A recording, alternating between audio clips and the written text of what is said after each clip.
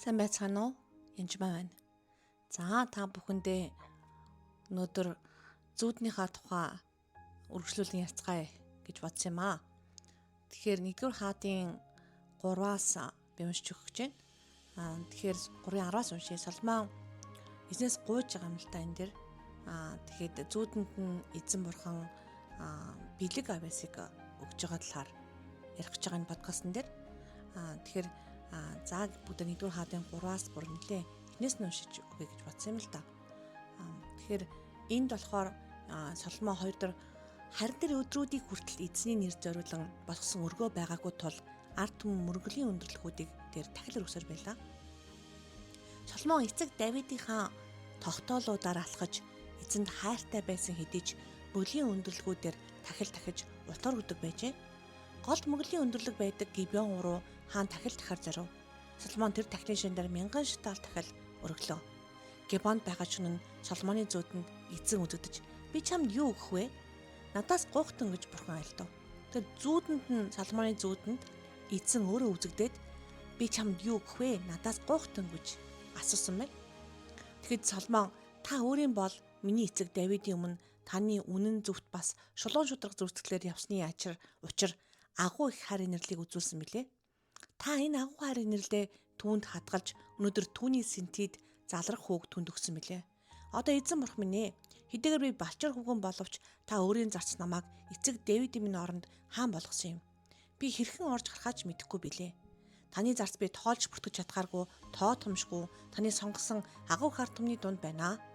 Тиймээс таны ард түмнийг засаглахын тулд ухаан ойлгох зүрх, сайн мууг ялгах салгах ухааныг өөрийн зарцтай өгөөч. Учир нь таны энэ агуу их ард түмнийг хэн засалж чадах вүлээ гэв. Соломон энэ зүйлийг гуйсан эзний мэлмид таашаагдав. Тиймээс бурхан түүнд "Чи урт нас, эд баялаг, дайсруудынхаа амийг гуйсангүй, харин зөвийг ялах ухаарлыг өөртөө гуйсан тул харахтун би чиний үгсийн дагуу үйлдлээ. Би чамд мэрэгэн ухаан гаад ухаан ялгах зүрхийг өглөө. Ингээд чамтай адилхан чиний өмнөж байгаагүй, чинь дааж гарч ирэхгүй юм. Би ч бас чиний гуйгаагүй баян тансаг байдал нэр хүндийг чамд өгч байна. Иймээс чиний бүх өдрүүдэд хаадын дундаас чамтай адилхан байхгүй болно. Гэвч чи Давид эцгийнхаа явсан шиг миний тогтоол тушаалаадаг сахин миний замаар явбал би чиний өдөр хоногуудыг уртсан" гэж айллаа. Тэгээд Соломон сэрсэн ба харахтун энэ нь зүүд байв. Тэр Иерусалим дэрж эзний гэрээний авдрын өмнө зогсож шатаал тахил ба эвийн тахил тахиж бүх цар сартаа зориулан найр хийсэн. Тэгэхээр эзэн бурхан бас зүүдэнд үзэгдэж энэ бүх бэлэг авьяасыг өгөх боломжтой байх нь. Гэтэ яагаад Соломон мэрэгэн ухааныг эхлээд гуйсан бол? Яагаад Соломон эд баялаг гуйгаагүй бол? Энэ бүхэн бас учиртай. Тэр бас зүгээр нэг байхад биш маш их өргөл өгсөний дараа энэ бүхэн болсон байгааг санджаарах хэрэгтэй. Тэр зүүд авахын тулд өргөл өгсөй юм байна гэж буруу ойлгоо за. Энэ бол зүгээр болсон явдлыг би тайлбарлаж байна. Гэтэ ингээд сайн бодохоор эцэг одоо Давид нь өөрөө Соломонд энэ бүхнийг бас иш үзүүлжсэн байгаа. За 1-р шаштрын 22-ын 6-аас харъя. 1-р шаштрын 22-оос. Тэгээд Давид өөрийнхөө Соломоныг дуудаж Израилийн бурхан эзэн зориулан өргөө барихыг түүнд дахин захин тушаав. Давид Соломон "Хүү минь ээ, би бурхан эзнийхээ нэр алдарт зориулан өргөө барих бодолтой байсан мөлий. Гэвч эзний үг надад ирж чи их цус урсган үлэмж дайныг өдөөсөн. Чи миний мэлмид өмнө дэлхий дээр их цус урсгасанд бол миний нэр алдарт зориулан өргөө барьж болохгүй. Харин харахтун чамд хүү төрөв бөгөөд тэр амар тайвны хүн байх болно. Би түүнийг эргэн тойрны бүх дайсуудаас нь инх тух байлгах болно. Түүний нэрийг Соломон гэх бөгөөд түүний амьдралын өдрүүдэд би Израилийг амар тайван инх тух байлгана. Тэр миний нэр алдарт зориулан өргөө барина. Тэр миний хүү. Би эцэг нь болж түүний хаанчлалын сэнтийг Израилийн дээр үрд мөнхөд тогтооно гэсэн юм. Миний хүү, энэ нь чамд бэлгэд чиний тухайд түүний айлдсан сорчи өөрийн бурхан эзний өргөөг барихад эзэн чамтай хамт байх болтугай. Эзэн чамд хэрсэн ухаан ба оюун бэлгийг өгч чамаар Израилийг захируулах болтугай. Гагцхүү чи бурхан эзнийхээ хуулийг сахараа гэж хэлж байгаа. Тэгэхээр энд болохоор хэрсэн ухаан ба оюун бэлгийг өгөрөө гэж хэлж байгаа хэсэг нь яг адилхан буюу мэрэгэн ухаан, ангидэр бол wisdom, understanding буюу ойлгох зүрхийг өгөрөө гэж байгаа. Бас хүнс ялгах чадвар буюу discernment гэсэн утгаач гэсэн энд заримдаа ордог байгаа. Тэгэхээр бүр төрхөөс нь өмнө бурхан түүнтэй хэрхэн ярьсан, тийм хүүтэй болох тухай тэр нэг хамглан инхийг сахиулсан тийм хүн байх болно. гэдгийг хүрд хэллээд өөр бас яг тэр үед чинь бас чамд ийм мэрэгүү ухаантай байгаасаа бурхан чамд энийг өгөх болтугай гэд иш үзүүлээд залбирсан байгаа юм л да.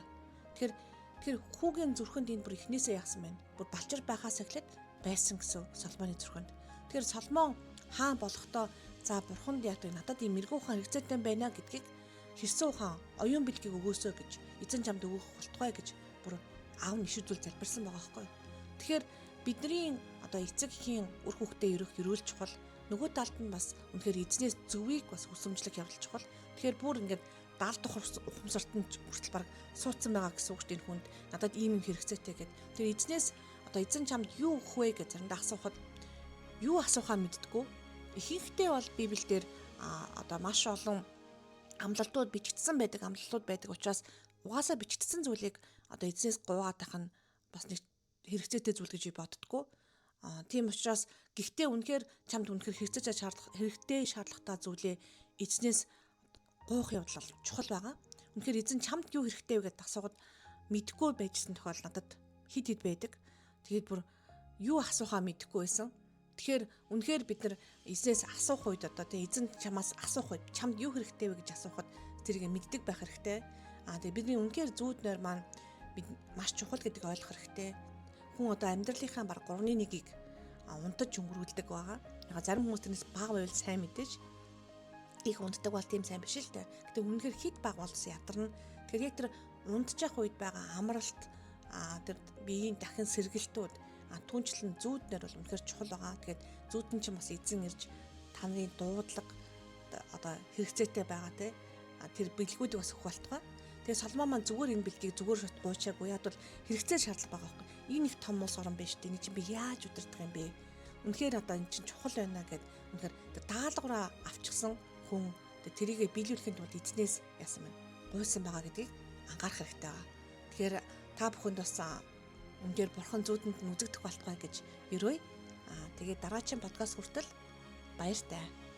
Тэгээд подкаст нь таалагдсан бол бусад бас хуваалцаарай гэж хэлмээр байна.